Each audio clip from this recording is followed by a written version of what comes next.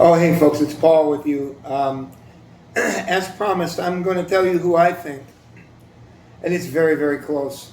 Very close. Um, since I'm a seasoned authority on football, I remember being with the Pecorellis, that's that old Italian family, and I remember the Washington Redskins helmet when Sonny Jurgensen, the quarterback, was playing, and they had an arrow on the side of their helmet in maroon color, and then the spear. I go way back. So what you're hearing is all my accumulated knowledge as it made sense to me when I was a little boy. Okay? It also helped me in my math because I knew what 7 times 1, 7 times 2, 7 times 3. These were all football scores. They seldom change. So it kind of helped me along a little bit too. But it helps in all sorts of ways. Now, I'm going to tell you, in honorable mention, I'm going to tell you about running backs that fall behind a little bit, but they're in a class by themselves. Other than being the greatest, they fall into categories where they retire the running back's name. They retire the number. This is how good they are. Tony Dorsett is not the greatest running back of all time. He was a goddamn speedster. That's what he was. He's extremely fast. Hang on a second. Sorry, folks, my train of thought was broken a little bit there. I'm going to tell you something about Tony Dorsett. Dallas games were always shown in Connecticut where I was when I was a little shaver. And I was so into football that I remember and don't forget, we only had a black and white television, which really sucked, but that was the way it was until I was 15 or 16, and then my mom married a guy that had money, and then we had beautiful television, but that was not something you had color. It was only the very wealthy families. And also, we had a black maid, and we got very used to, I wouldn't eat chitlins. It was just a little much for me. But I did like hog jaw and black-eyed peas. I could eat the hell out of that now. If I had myself a black girlfriend that knew how to make it, we would be eating it because it was really something. Collards, just unbelievable. Soul food is some of the most delicious food. It's making my mouth water, and I already ate. It's just fantastic. Anyways, so when I tell you about this, I've watched this for the last 60 years, almost 58 years, something like that. Okay, so I can remember being in my room, and I didn't know if my mom was home or my mom wasn't home, but it was dark. In Connecticut, it gets dark at 4:45. It's dark in the afternoon. It's dark. So 5 o'clock, Perry Mason came on, and it was dark, or it was on, and then by the time it was over, it was dark. And I remember it was around 5:30 on a Sunday, and I remember watching the games, and I think my favorite team, Cleveland, lost or whatever, but I was still watching football because there was something about it that was entertaining to me. I had a rudimentary understanding that it was teaching you everything. The two greatest teachers, not Zibol, not Zibola, that's for mindless imbeciles. We're not talking about that. We're talking about football, the game of human warfare, not Zibol, okay? World War II and football are the two greatest sources for reliable, ironclad knowledge. And finesse. So I was in the house, and I was watching football on this little TV in my room, and my mom came up, and she opened the door, and she was startled because she thought the TV was left on. And then she was startled, and she says, "You were in here?"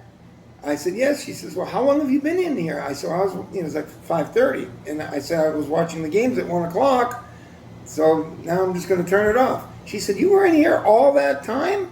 I said, "Yes." And I was only like 7.5 years old. Maybe I was 8. I doubt I was even 8. Maybe I was 8, fresh 8. And that gives you an idea of how deep I fall into this. Now I'm going to teach you about the players as much as I know. Stand by. Sorry, folks, this is going to be a little disjointed. Tony Dorsett, I'm going to tell you the things that you need to know as a god, and that includes in football, because I have so much knowledge on it that a lot of people don't. And I'm going to teach you something right now. A lot of you don't know about Tony Dorsett, even the people that are my age. Tony Dorsett, I forget where he came out of, but wherever he came out of, he broke all the records in college. I forgot what school he was from, but it was probably one of the big ones. And he rushed for over 1,500 yards in his last year, I do believe. He was a phenom. Pretty to watch, and he seemed like he was a nice man, good man. However, Tony was building up bad karma. Now, he did get a lot of this brain swelling, and it goes until this day. Now, about 6 years ago, 7 years ago, 8 years ago, I had heard that he is now having problems with everyone around him because of the swelling of the brain, and he gets into bad moods. Now, I just watched something which kind of explains a little bit to me, but Tony Dorsett had a different kind of mind.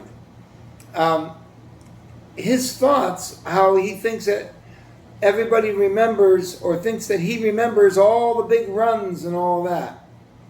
He was denied the Super Bowl. They never did get there with him.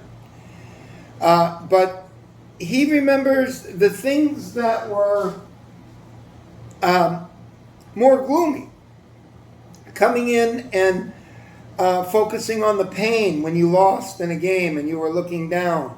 How no one would look at each other for very long because there was nothing, as he said, there was nothing useful to say. Their coach, who was the most stoic man in pro football, Tom Landry. He was like my dad. My dad never showed emotion. And he was just like that. He never showed emotion. If he was losing 40-0, he took the last 3 timeouts in order to try to come back and win the game. It was just how he was. That's how he was. I mean, now what they'll do if you're behind by 25 points, you don't bother taking your timeouts to delay the victory for the other team. Tom Landry was going to do it every time, just because. So Tony had a lot of problems with him. He thought he was stoic and mean and so forth and so on. And he said in his interview that he understands more now. Now, he built up bad karma for himself.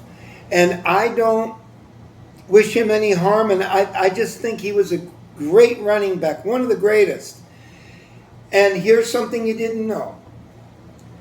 Tony Dorsett probably caused more knee injuries on the defensive linemen than anyone in pro football. You heard right. Now, a lot of you didn't watch Tony Dorsett. You knew of him, but you didn't watch him. I watched Tony Dorsett. Tony Dorsett, part of what made him great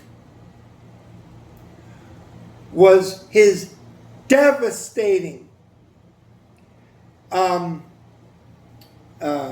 do you call it again? I forgot. When they string it out, when the runner runs to the right, particularly to the right, Dorsett was very good at it. It's when you go all the way around and try to go around toward the sideline. I forget now what they call that play. That's how bad my mind is anymore. Tony Dorsett would get that ball, and he would be met 3 yards behind the line of scrimmage as he ran the, I forget what the name of it is now. It's when you try to go to the sideline and have the defenders running with you to try to get you, but when you're running sideways, they can't really get you. They're not fast enough. So you try to get around. Almost every time, it never worked with Dorsett. Sometimes it worked, but mostly he'd get caught behind the line.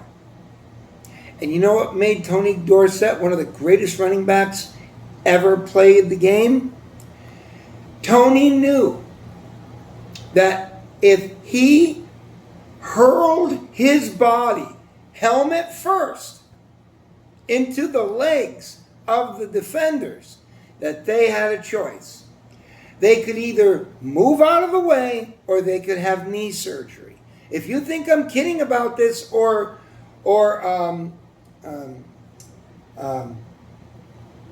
making this worse than it was, it wasn't. I'm telling you the honest to God truth. Tony Dorsett gave those defensive linemen a choice. Go get arthroscopic surgery or get the hell out of the way. And what he used to do, as he went to the sidelines, they would have him strung back there for freaking 5-yard loss. I can't tell you how many times I saw this.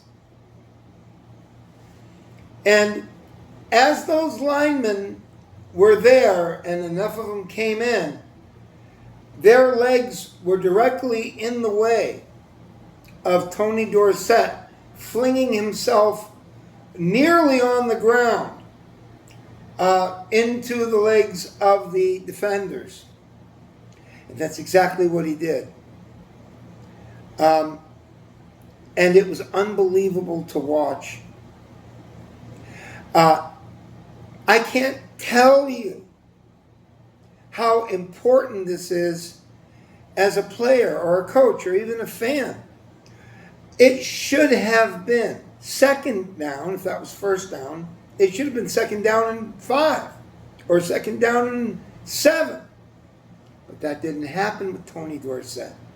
When Tony Dorsett was going down the line, he waited for the best time he could, and he either destroyed men's knees or, and most of the time it was this, because the guys knew they couldn't have a man, a 190-pound man, come in with a helmet and crush your knees. That was not going to happen most of the time.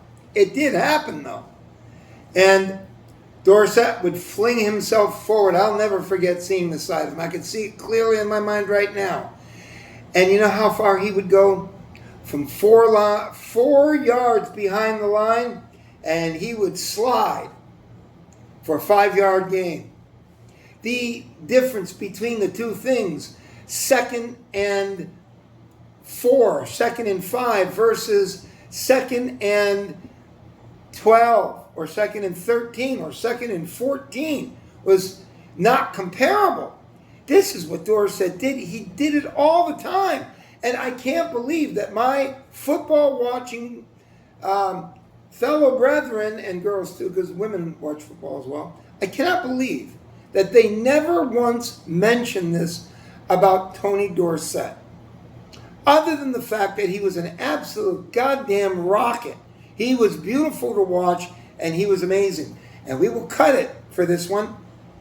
Tony Dorsett will come in down the line, but probably as around number 5, okay?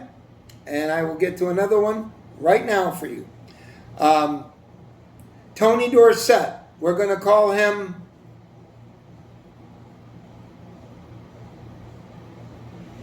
number 5, okay? Sounds about right.